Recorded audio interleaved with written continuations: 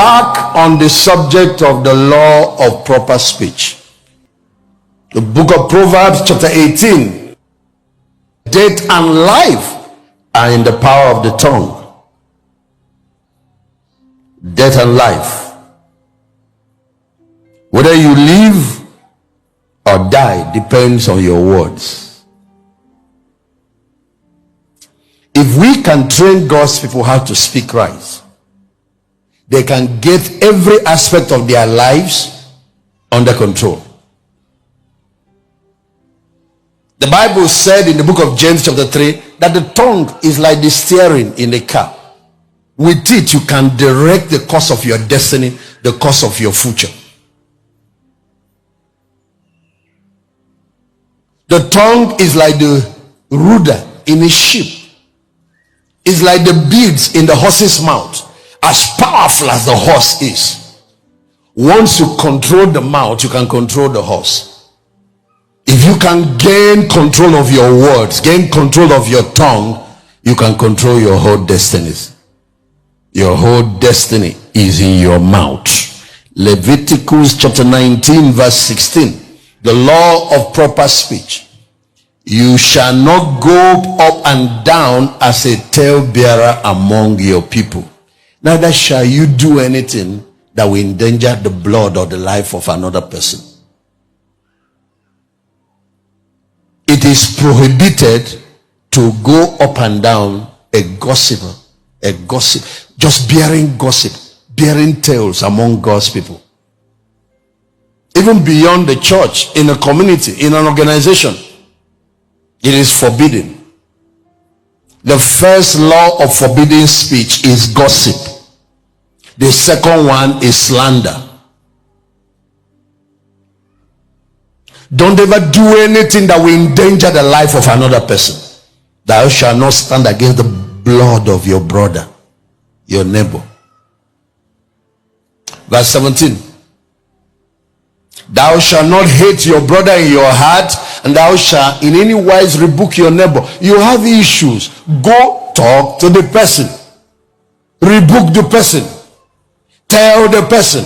But don't go around telling other people. And when it comes to the law of gossip or slander, even if it's true, because there are two types of gossip. One is you go to somebody and take their confidentiality because they allowed you into their life. You take personal information you know about them and go and spread it.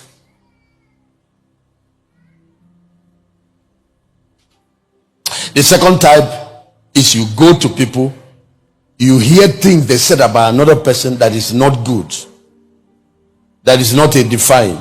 Then you go and carry it and go and tell them.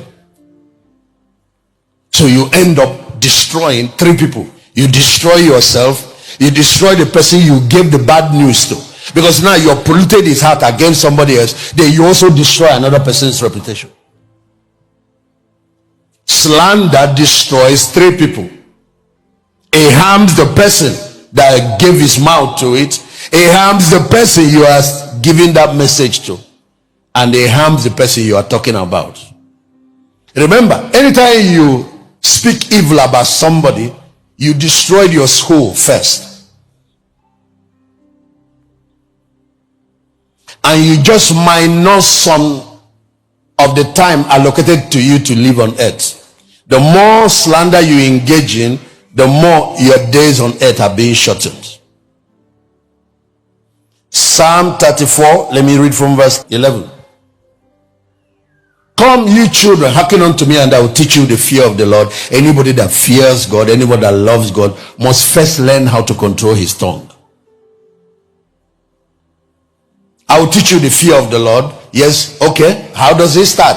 Verse 12. What man is it that desireth life, that love many days? If you want to live long, that's many days. That he may see good, if you want to prosper. Three major things. Not knowing how to talk affects your prosperity. It affects your longevity. It affects your health. That's why many people are sick. They were wounded by their own tongue or by the tongue of others. said anybody that love good days, that love life, that want to see many days, want to live long, and wants to be prosperous, keep your tongue from evil and your lips from speaking guile. The first one is keep your tongue from speaking evil about others, and keep your lips from telling lies. That's what guile is.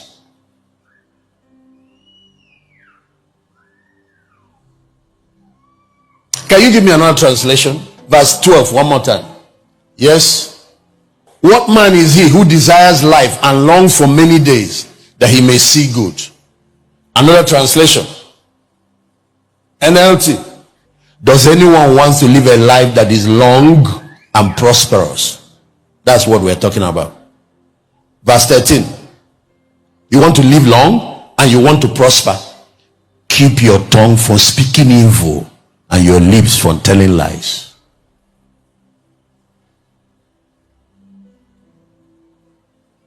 When it comes to slander, it's two types. There's one, you say it's true, but you are prohibited. You don't go telling things about people, whether they are true or not. You are not allowed. The other one is a lie. You go behind people telling things that are not true about them. Both of them are prohibited. I'll give you situations where people are allowed to give factual information on certain situations. Let me tell you something. Before, I want you to learn this. The rabbis taught me this. The rabbis of Israel.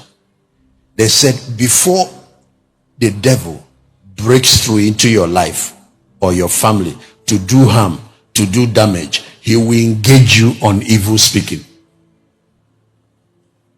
There is something I want you to watch when you leave this service. The rabbi said, before the devil attacks, the first thing he will do, he will engage your tongue.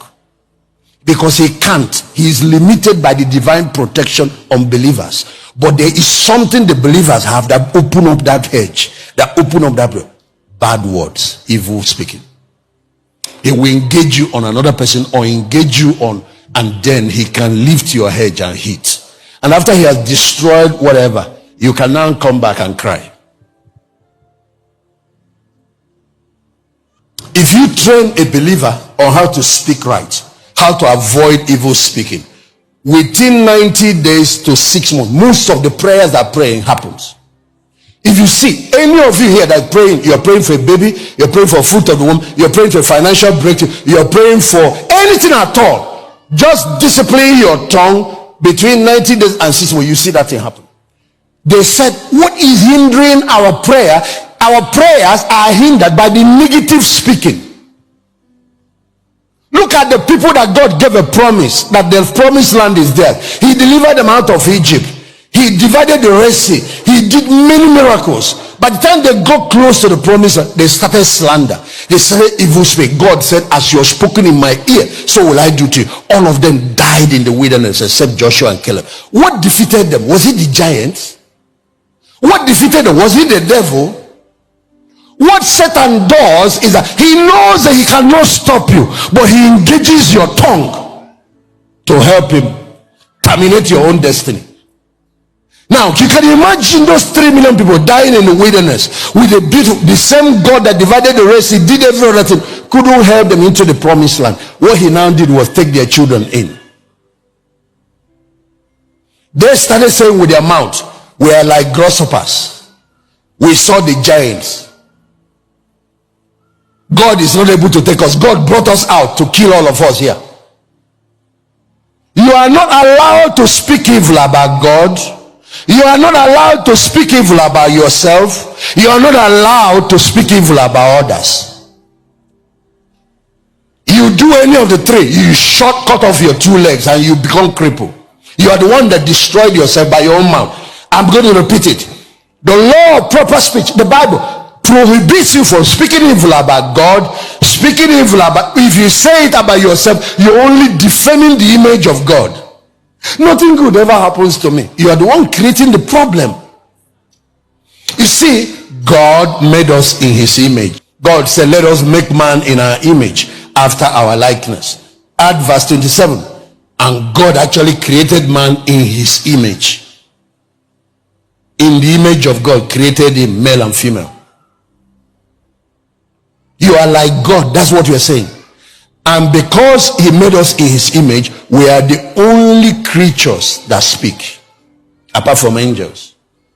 He made other things and shut their mouths. Why did he give us the ability to speak? Verse 26, one more time. God said, let us make man in our image so that they will have dominion. The ability to rule, the ability to govern, the ability to have your word under your control is in your tongue.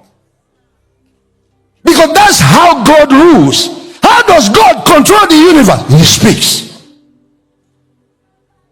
So he made us co-creators with God. Our words are not just for communication. Our words create reality.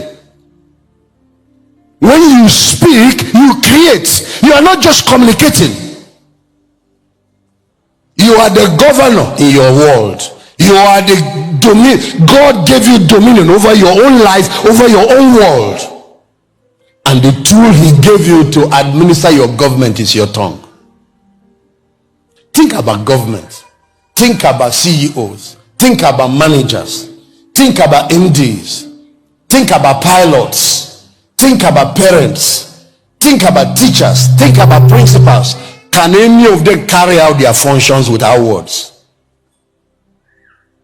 Come to class. How do you tell the students? Teach them mathematics. How does pilot communicate? How does the control tower communicate to the pilots? How do you administer a country as a governor, as a president? Can you see that every aspect of life is administered by words? Words is that tool that God gave you so you can exercise dominion. Now, if you don't learn how to talk, the first thing is that you end up using the weapon for governance, the weapons of power. You're using it against yourself. Tools of power, tools of dominion, you're using it against yourself. If you don't have a kobo in your pocket, but you have the right words, you can become a millionaire. How do you do your marketing? How do you manage your staff? How do you administer your business? How do you communicate with customers? Words. You can be poor in cash, rich in words, and you will reverse your financial poverty. But if you're poor in utterance, you're poor indeed.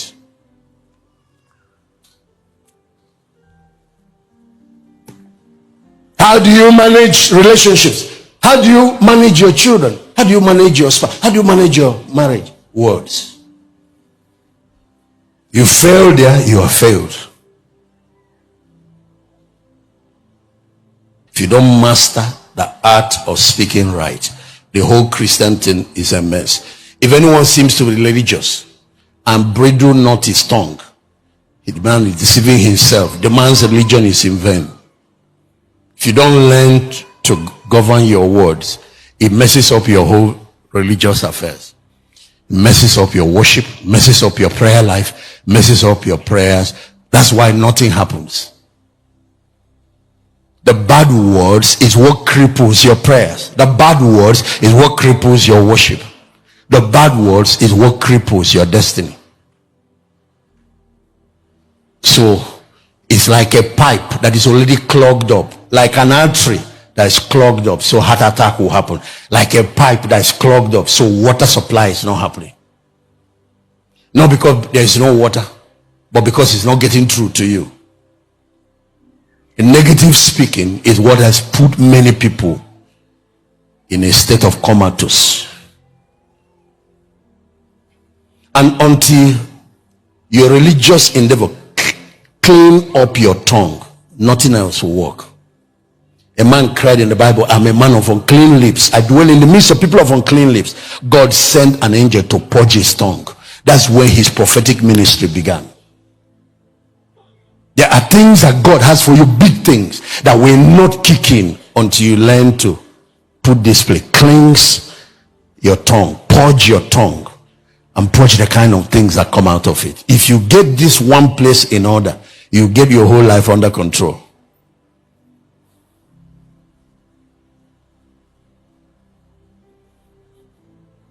And this same thing is what decides how healthy you are, will decide how long you will live.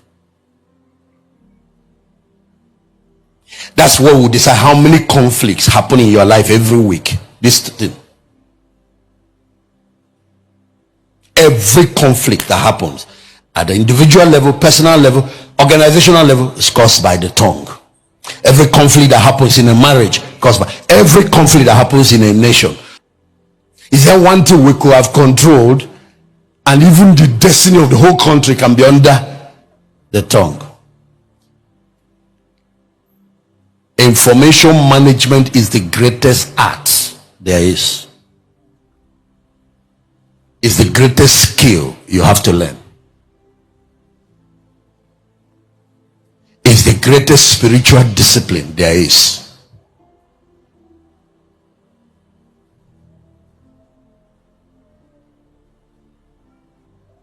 The book of James chapter 3 said, man has learned to tame every animal on earth, but who can tame the tongue? Who can tame the tongue? We can tame the lions, we can tame the monkeys and the apes, we can tame even cobras now. Who can tame the tongue?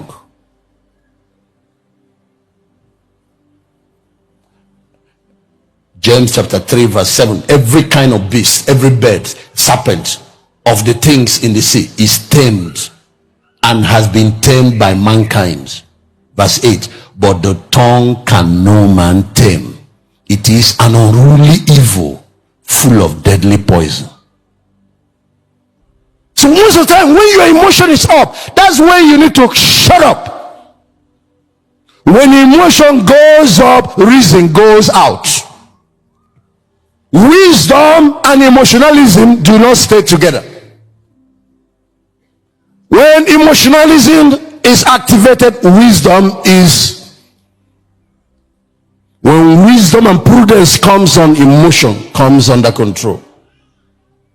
So people that are just emotional, they will have a mess, a life that is unstable, a life that is full of problems. You can pray for a miracle and truncate it with your mouth. Whenever your emotion is as that's when to keep your mouth shut. Except we are dealing with positive emotion. There are all kinds of negative emotion, from anxiety to envy to anger to depression.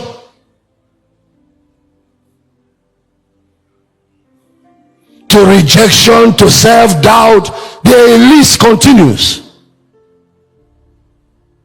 To panic, to fear. Whenever negative emotion is up, keep your mouth shut until when emotion goes, because emotion is like weather, it changes. You leave that place, get into another environment that is up, the weather lifts, the cloud shifts. That's why those of you who believe I must say it the way I feel it, you will ruin your life. You don't say it the way you feel it. Emotion is not reality. Emotion is your own perception. Emotion colors reality. It gives you a particular perception. Whenever that thing is on, you are seeing a distorted version of reality. Wait till it's down so you can get back perspective. You know, one time we're taking off and the weather is really, you know, in the afternoon, it was almost dark, like early hours of the morning. You can actually say this is 5:30 or 6 a.m. in the morning. Afternoon. The pilot still took off. When we took off on the wrong way, I was watching. I watched as the plane climbed above the sky. It was bright afternoon. You see, that cloud has distorted reality. That's what emotion does. That's what it does. That's how you have thrown away a good marriage only to later regret it. All the things we regretted, all the things that we said that we ever regretted were said under emotion. Negative emotion. You were depressed. You were feeling down. You should have shut up your mouth, because the damage you cause will follow you after the feeling goes. Emotion is temporal, but the impact of words are permanent.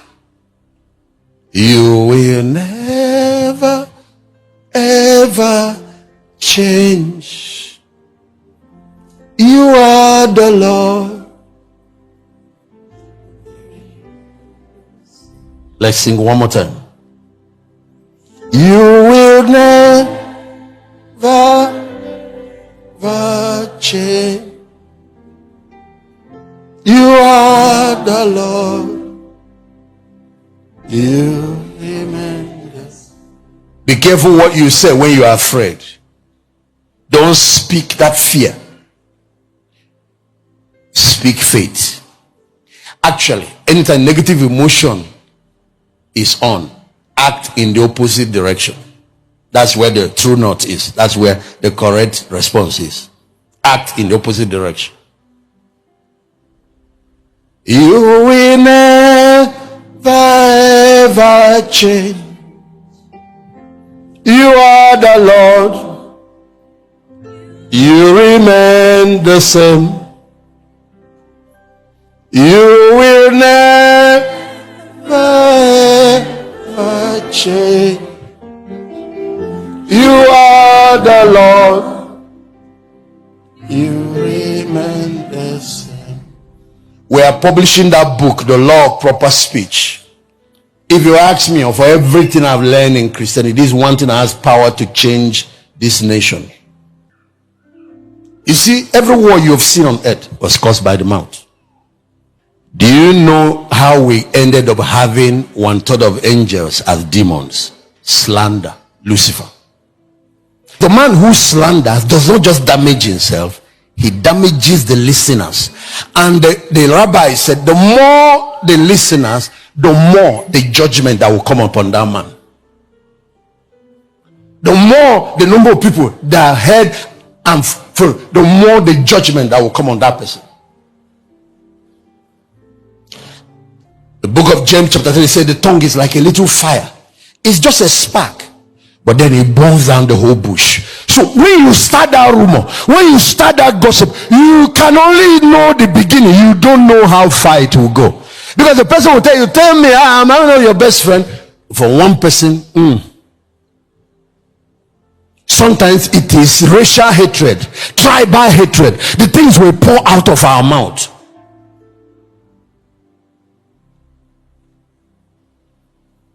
And then it starts war, people lose their livelihoods, people are killed, and in future, you think you are fine.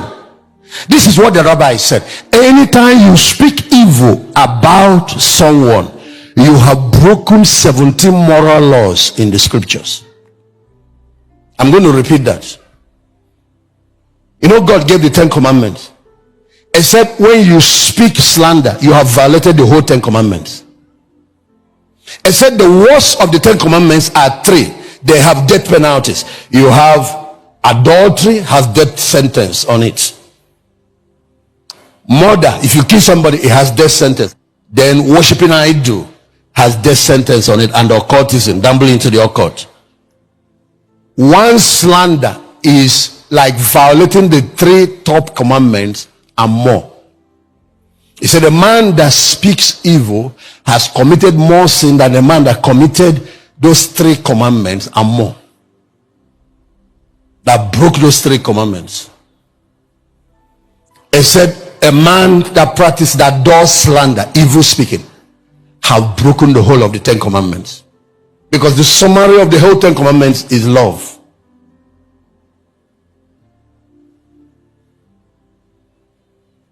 That's why in Matthew chapter 5, Jesus said, man that speaks slander is in danger of hell. You wonder, why would they throw him to hell? Is it not just words?